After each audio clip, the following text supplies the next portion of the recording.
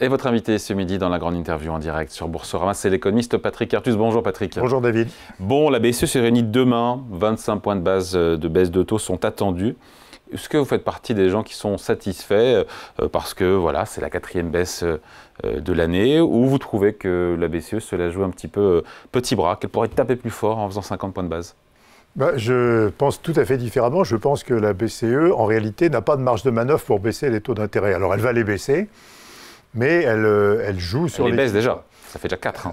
Voilà. Ça fait un point de pourcentage déjà. Oui, voilà. Mais les marchés financiers anticipent que la BCE va baisser ses taux d'intérêt jusqu'à peu près 1,75 à la fin de l'année prochaine. C'est-à-dire qu'elle va baisser de 25 à chaque Donc 6 fois.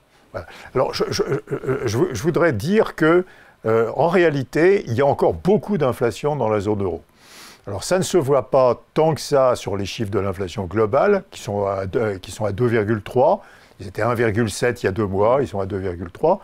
Mais ça se voit beaucoup sur les chiffres de l'inflation lorsque vous enlevez les prix de l'énergie, qui sont à 2,7% de hausse. Ça se voit beaucoup sur les prix des services, qui sont presque à 4. Et ça se voit beaucoup sur les coûts salariaux. Les coûts salariaux augmentent de 4,5% en rythme annuel. Et donc, en réalité, il y a une illusion d'absence d'inflation. L'illusion d'absence d'inflation, elle vient de ce que les industriels ne peuvent pas augmenter leurs prix à cause de la concurrence étrangère. Les prix des produits industriels sont plats, alors que les coûts de l'industrie, les coûts salariés unitaires de l'industrie augmentent de 5% chaque année. Donc l'industrie a un effondrement de ses marges bénéficiaires. Et puis, jusqu'à présent, mais ça va disparaître, les prix de l'énergie étaient en baisse sur un an. Donc, en réalité, la BCE a un choix. Soit elle conserve son objectif d'inflation. L'inflation totale de la zone euro, elle va continuer à monter. Lorsque l'énergie sera plate... Il dit pareil en fin d'année dernière. On m'avait dit que l'inflation allait remonter, etc. en zone euro. Finalement, on est bien descendu à 2%. Oui, mais on a eu un vrai recul des prix. Et ce que je n'avais pas vu, c'est la violence du recul des prix de l'énergie. Et puis le fait que l'industrie serait condamnée à des prix stables. Mais si vous regardez les prix des services, ils sont à 3,9. Oui, mais si on regarde au global, l'inflation globale, on est sur la cible. Oui, d'accord. Mais alors, à nouveau, la BCE a 2 stratégies. Soit elle conserve son objectif naturel, c'est-à-dire l'inflation totale. L'inflation totale, elle va franchir 2,5. Elle va repasser au-dessus de 2,5 dans 2-3 mois, parce que la baisse des prix des produits de l'énergie va disparaître. Donc elle va converger vers ce qu'on appelle l'inflation sous-jacente, qui est à 2,7. Et à ce moment-là, la BCE ne pourra plus baisser ses taux d'intérêt, parce que soit elle va dire, oui, mais l'industrie européenne est en situation extrêmement difficile, et il faut que je continue à baisser les taux pour aider l'industrie. C'est un discours qu'on peut parfaitement entendre. Effectivement, l'industrie européenne perd des parts de marché, un recul de sa production, perd des marges bénéficiaires, n'investit pas assez. Et on peut concevoir des baisses des taux d'intérêt qui soient orientées, dont l'objectif ce soit de soutenir l'industrie. Mais ce que je veux dire, c'est que, et d'ailleurs, les gens, enfin, si vous regardez ce qu'a dit Philippe Lane, le chef économiste de la BCE, il y a quelques jours, il a dit il y a encore vraiment de l'inflation dans la zone euro, si je regarde les coûts salariaux, les salaires, les prix des services, etc. Donc c'est une décision très difficile. Alors elle va baisser ses taux de 25 points de base demain, mais c'est la suite. Mais la suite, il va falloir qu'elle décide. Les marchés attendent encore une fois quasiment 5 baisses. Ils annoncent 25 points, ils attendent 25 points de base. À chaque réunion. Oui, mais ils attendent aussi que l'inflation va passer en dessous de 2 très rapidement, et ce n'est pas le cas. L'inflation sous-jacente, elle est à 2,7. Enfin, quand vous enlevez les prix de l'énergie et de l'alimentation, elle est à 2,7. Donc les marchés surestiment les baisses de taux à venir. Les marchés, peut-être pas, mais à ce moment-là, il faudra que la BCE explique qu'elle doit sauver l'industrie et qu'elle fait une entorse à sa doctrine pour sauver l'industrie européenne, ce qui serait souhaitable, je dirais. Oui, parce qu'il y a beaucoup d'économistes qui demandent justement que la BCE y aille plus vite, plus fort et baisse de 50 points de base, parce que quand on regarde encore une fois aux États-Unis, la demande intérieure, elle est plus élevée. Il y a toujours une politique monétaire plus accommodante aux États-Unis qu'en Europe. Enfin non, la politique monétaire n'est pas plus accommodante aux États-Unis. Dans le passé. Oui, mais enfin, et la Réserve fédérale se pose aussi beaucoup de questions sur l'inflation. La Réserve fédérale a dit il y a 2-3 jours qu'elle était beaucoup plus inquiète de l'inflation que de l'activité. Donc on a eu 220 000 ou plus emplois créés le mois dernier. Ça venait corriger les mais enfin l'économie américaine va bien. On va avoir 2,7, 2,8 de croissance cette année, peut-être 2,5 l'année prochaine. Et quelle part de responsabilité en faveur, encore une fois, de la Fed dans ces 2,7 de croissance par rapport, encore une fois, à la BCE, qui souvent est reprochée de ne pas en faire suffisamment pour stimuler la demande intérieure au travers de sa politique monétaire? En réalité, la croissance américaine, d'abord, c'est que le taux d'investissement des entreprises est beaucoup plus élevé qu'en Europe. C'est 14% du PIB, en Europe c'est 11%, donc il y a beaucoup plus d'investissement. Et surtout, c'est la consommation des ménages. Et la consommation des ménages a été dopée par la baisse du taux d'épargne, puis par le retour de gains de pouvoir d'achat. Mais les États-Unis n'ont pas de problème. Même si la Réserve fédérale s'arrêtait dans sa baisse des taux autour de 4%, ça ne poserait pas de problème grave à l'économie américaine. C'est vrai, ça. Mais si la BCE s'arrête à 3 après la baisse qu'on attend demain, ça poserait un vrai problème à l'industrie européenne. Il y a vraiment une asymétrie énorme entre l'industrie et les services. Les entreprises de services arrivent à passer leur coût dans leur prix, donc elles ne perdent pas de marge. Les entreprises industrielles n'arrivent pas à passer leur coût dans leur prix, donc elles perdent des marges, donc elles sous-investissent, et donc leur situation se dégrade. Dans un monde idéal, que devrait faire la BCE si elle n'avait pas toutes les contraintes qu'elle a? Elle devrait sauver l'industrie. Et donc, j'espère qu'elle continuera à baisser les taux d'intérêt, malgré une inflation restant assez nettement supérieure à 2% l'année prochaine. Donc vous ne croyez pas, contrairement à certains, à une possible accélération de l'assouplissement monétaire de la BCE l'année prochaine? Mais à nouveau, il y aura des discussions dans le Conseil. Je veux dire, il y a certains membres du Conseil privilégient le soutien de l'activité. On va avoir moins de 1% de croissance en volume dans la zone euro l'année prochaine. Et la poursuite de la baisse de la production industrielle. Donc il y aura un conflit d'objectifs. Soit soutenir l'activité, à nouveau soutenir essentiellement l'activité de l'industrie, soit respecter le mandat inflationniste. Il faut comprendre pourquoi on a tous ces problèmes en Europe alors qu'on n'en a pas aux États-Unis. Il n'y a pas de gain de productivité dans la zone euro. La productivité du travail est complètement plate depuis 2017. Donc quand vous n'avez pas de gain de productivité, d'abord toutes les hausses de salaire se traduisent en coût des entreprises. Donc si on a 4,5 de hausse des salaires en Europe, ça va peut-être baisser à 3,5 l'année prochaine. Si on avait 2% de gain de productivité, ça ferait que 2,5% de coûts salariaux.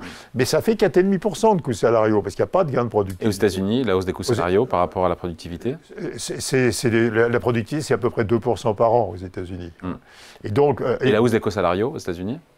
Les salaires sont à 4, donc c'est 4 moins 2 égale 2. Donc il n'y a pas d'inflation aux États-Unis. L'inflation aux États-Unis, elle vient d'autre chose. Elle vient de la pression de la demande, elle vient de la hausse des marges des entreprises, mais ce n'est pas de l'inflation par les coûts.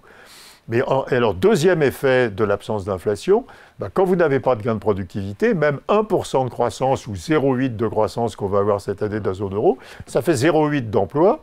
Parce qu'il n'y a pas de gain de productivité, et une hausse de l'emploi, et la population en âge de travailler diminue dans la zone euro. Donc le marché du travail reste extrêmement tendu. C'est une grande différence avec les États-Unis, où il y a une énorme détente sur le marché du travail, grâce à la productivité, et puis grâce ailleurs à l'immigration. Et donc, tant que vous n'avez pas de gain de productivité dans la zone euro, vous ne pouvez pas faire baisser l'inflation en dessous de 2%, sauf à bénéficier d'une hausse transitoire des prix de l'énergie. Et distribuer du pouvoir d'achat. Et vous ne pouvez pas distribuer de gains de pouvoir d'achat. Et puis, vous avez un problème pour l'industrie, parce que l'industrie a des coûts salariaux qui augmentent beaucoup plus vite que ses capacités à monter ses prix. L'impact elle va regarder la BCE sans doute dans les prochains mois, l'impact du retour de la guerre douanière sur l'inflation, sur la croissance. On dit qu'il y a des forces contraires pour la zone euro. Écoutez, d'abord, Donald Trump n'a annoncé pour l'instant aucun droit de douane supplémentaire sur l'Europe. Canada, Mexique, Chine. Canada, Mexique, mais rien pour la France. Rien pour l'Europe. On va arriver après. Voilà. D'autre part, avec l'écart de taux d'intérêt entre les États-Unis et l'Europe, on s'attend, le dollar et l'euro est à 1,05 $, il était à 1,09. on s'attend à ce que l'euro se déprécie davantage. Si l'euro tombait à la parité vis-à-vis du dollar, même si on avait 10 points de droits de douane, et ça serait mangé par la dépréciation de l'euro. Donc il n'y a pas un problème majeur de compétitivité. Je ne crois pas que les exportations de la zone euro soient affaiblies par les droits de douane de Donald Trump. Les exportations, la zone euro est affaiblie par le fait que les entreprises européennes sont incitées à investir aux États-Unis. Alors, il y a des chiffres qui sont parus cette semaine qui sont assez impressionnants. Les entreprises européennes investissent autant aux États-Unis qu'en Europe. Et ça, c'est quand même incroyable. Et donc, vous avez le capital productif financé en Europe va s'investir aux États-Unis. Et ça, c'est... Parce qu'il y a plus de croissance. Il y a plus de croissance, et le secteur de la tech est beaucoup plus gros. La rentabilité des entreprises, c'est 15% aux États-Unis, c'est 10% en Europe. Donc vous avez plein d'arguments quand vous êtes une entreprise, mais aussi, c'est le même argument pour les investisseurs, à déplacer vos investissements vers les États-Unis. Et tant qu'on n'arrêtera pas ce flux, qui est une sangsue sur l'économie européenne, qui nous pompe notre sang et qui l'investit aux États-Unis. L'argent des Européens. L'argent des Européens. Qui se finance trop aux États-Unis. L'argent des Européens, une partie importante de l'épargne des Européens finance des investissements financiers ou d'entreprises européennes aux États-Unis. Et donc, tant que vous avez ce déplacement du capital, les investissements financiers, finalement, ils financent des investissements. Tant que vous avez ce déplacement du capital de l'Europe vers les États-Unis, l'économie européenne reste très faible, elle continuera à sous-investir. C'est un cercle vicieux. C'est un cercle vicieux. Et si vous êtes un investisseur aujourd'hui, vous dites je préfère investir aux États-Unis, et le fait même que vous préférez investir aux États-Unis affaiblit encore l'investissement en Europe, ralentit la croissance de la productivité en Europe et amplifie Comment on casse ce cercle vicieux ? Il faudrait lire le rapport Draghi, et donc il faut investir beaucoup plus en recherche-développement, dans les nouvelles technologies, dans les innovations de rupture, dans la transition énergétique en Europe. Et donc, tant qu'on a un taux d'investissement, et surtout, si vous regardez la R&D d'entreprise en Europe, c'est 1,5% du PIB. Je ne parle pas de la R&D fondamentale. La R&D fondamentale en Europe est largement au niveau de la R&D fondamentale aux États-Unis. La R&D d'entreprise, c'est 2 fois moins qu'aux États-Unis. Les investissements en nouvelles technologies... On ne va pas contraindre les entreprises, c'est leur choix. Oui, mais il y a un problème de culture. Il y a une culture d'aversion au risque en Europe. Les épargnants investissent en actifs sans risque, et les entreprises ne font pas assez de recherche, et nouent pas assez de liens avec les labos d'université, etc. Et donc, tant qu'on a ça, et quand on a ce massif sous-investissement en recherche-développement, en investissement, on n'aura pas de gain de productivité. D'ailleurs, si vous regardez les prévisions de la BCE, du Trésor français, etc., tous les ans, ils vous annoncent que le redémarrage des gains de productivité, c'est pour l'année prochaine. Et tous les ans, ils décalent d'1 an. Parce que vous ne pouvez pas avoir de redémarrage de la productivité tant que vous restez dans une économie qui est aussi peu technologique. À propos des droits de douane, Donald Trump vient de déclarer que, dans une interview, je ne sais plus, à un média américain, qu'il ne pourrait pas garantir que les prix n'augmenteraient pas pour les Américains. Ça, c'est intéressant. Le problème de la politique annoncée par Donald Trump, c'est qu'elle est... raison, il le disait. Elle est incohérente de 2 manières. Quand vous regardez les désirs de son électorat, il y a des enquêtes, etc. Son électorat veut arrêter l'immigration, se protéger des produits étrangers qui envahissent le marché américain et bénéficier de prix plus bas pour soutenir le pouvoir d'achat.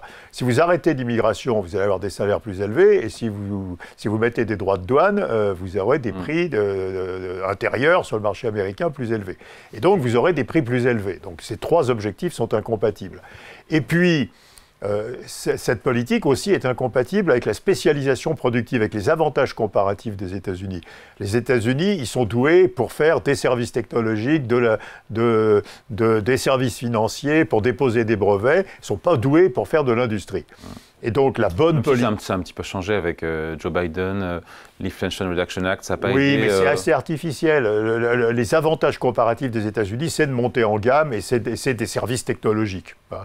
Et donc la bonne politique américaine, ça serait de rester en libre-échange, de pousser l'avantage comparatif sur les services technologiques, sur la finance, etc.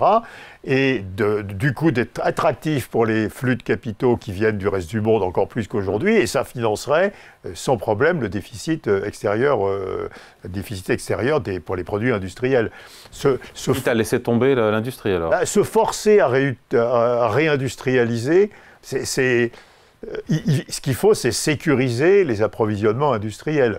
Il faut pas dépendre d'un seul fournisseur, mais se forcer par des droits de douane globaux, se forcer à ramener tout aux États-Unis, c'est très inefficace. Et c'est pas en faisant ça que les États-Unis exploitent leurs avantages comparatifs. Leurs avantages comparatifs, c'est la montée en gamme.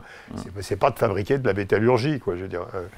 Depuis l'élection de Trump, en tout cas, Wall Street n'en finit plus de s'envoler. On se dit, mais combien de temps ça va durer, cette euphorie à Wall Street? Bon, alors, si vous regardez le PER global, il est à peu près de 24. Hein, donc en Europe, on est à 14. Donc, on n'a jamais eu un écar aussi important de 10 ou 11 points entre les ratios de valorisation. On n'a jamais eu un écart aussi important sur les gains de productivité.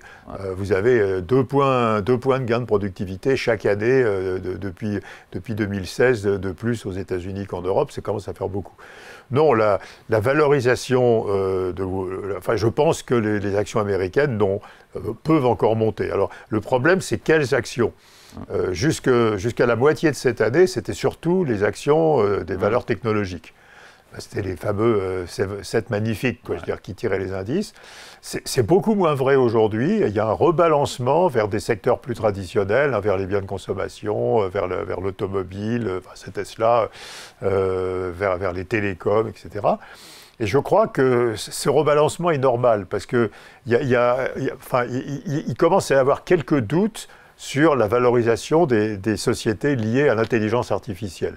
Et à la suite de certains papiers académiques, dont des papiers qui ont été écrits par Daron Acemoglu, le dernier prix Nobel, qui fait des estimations qui sont extrêmement faibles des effets de l'intelligence artificielle sur la productivité. L'intelligence artificielle, c'est très très très efficace dans un certain nombre de métiers, mais ces métiers, ça représente une petite fraction de l'économie américaine. Donc quand vous prenez en compte... Donc l'IA pourrait décevoir. L'IA commence à décevoir. Si vous regardez il y a un indicateur simple qui est la progression du Nasdaq versus la progression du S&P. Ouais. Le S&P progresse beaucoup plus vite que le Nasdaq. Donc c'est les secteurs traditionnels qui reprennent du poil de la bête. Et je crois que c'est assez légitime. Parce que alors, par contre, la valorisation des sociétés liées à l'IA, c'est plutôt 35 fois les résultats. Qu'est-ce qui se passe s'il y a des soies, si la productivité, les chiffres d'affaires ne sont pas au rendez-vous? Il se passe quoi à Wall Street? Le problème de l'IA, c'est que c'est extraordinairement capitalistique. Donc, effectivement, vous allez remplacer des hommes par des algorithmes. Regardez la traduction. Plus personne. Pour la traduction de textes techniques standards, vous utilisez l'IA et vous faites relire, mais vous n'utilisez pas un traducteur, quoi. Mais l'IA demande des investissements considérables. Il y a eu 150 milliards de dollars d'investissement dans l'IA aux États-Unis l'année dernière. On pense que ça va monter jusqu'à 300 milliards de dollars. Et pour l'instant, les investissements, c'est beaucoup plus que les revenus qui sont tirés de l'IA. Et donc, il y a un doute sur le fait que d'abord que l'IA réduise les coûts de production des entreprises. Ça va réduire les coûts salariaux, mais ça va augmenter beaucoup le coût du capital. Ouais. Hein. Et donc, si les coûts de production des entreprises ne baissent pas globalement, il n'y aura pas d'effet positif sur les prix. Hein. Et puis, il y a par exemple un auteur qui s'appelle David Autor qui montre que l'IA poursuit le mouvement de destruction des emplois intermédiaires. Ce n'est pas des emplois très qualifiés, c'est des emplois de niveau de qualification intermédiaire qui sont détruits par l'IA. Et les gens qui perdent leur emploi parce que leur entreprise implémente l'IA retrouvent des emplois peu qualifiés. Donc ça accélère la descente en gamme des emplois. Très heureux, ça. Donc c'est pas... Bon, et donc les marchés financiers, les investisseurs commencent à revenir de leur enthousiasme BA en face des effets de l'IA qu'ils avaient les quelques dernières années. Et donc, on a assez logiquement, on a un rebalancement du marché des actions américaines en faveur de secteurs plus traditionnels. Si vous aviez 100 € à investir entre le CAC 40 et le S&P 500, vous faites quoi? Je les investis dans le S&P 500, mais pas dans la tech. Je les investis hors tech dans le S&P 500. Et pas dans la pharma, parce que Donald Trump veut faire baisser les prix des médicaments aux États-Unis, ce qui sera très mauvais pour les labos pharma. Donc il faut acheter les marchés américains. Il faut acheter le marché américain hors pharma et tech, quoi. Hors pharma et tech. Et une correction, encore une fois, est possible, que ce soit en zone euro, en termes de marché boursier ou aux États-Unis sur 2025? Non, parce qu'à nouveau, la valorisation, quand vous regardez la croissance de la productivité, la croissance des résultats, il ne faut pas oublier que les entreprises américaines, à la différence des entreprises européennes, ne distribuent pas tous leurs profits, ne distribuent pas par exemple, toute leur productivité aux salariés. Elles gardent au moins la moitié de leur gain de productivité pour alimenter les profits. Donc la vraie divergence, c'est entre la profitabilité des entreprises européennes qui distribuent tous leurs gains de productivité et qui n'en font plus, et la profitabilité des entreprises américaines. Donc pas de doute sur 2025 sur les marchés boursiers? Je crois qu'il faut faire d'abord ce que les investisseurs font tous, mais c'est pas un caractère moutonnier, c'est raisonnable. Je crois que c'est raisonnable de continuer à surpondérer les actions américaines. Allez, merci beaucoup pour cet entretien avec vous, Patrick Artus, membre du Cercle des économistes et conseiller économique chez OCIAM. Merci à vous. Merci.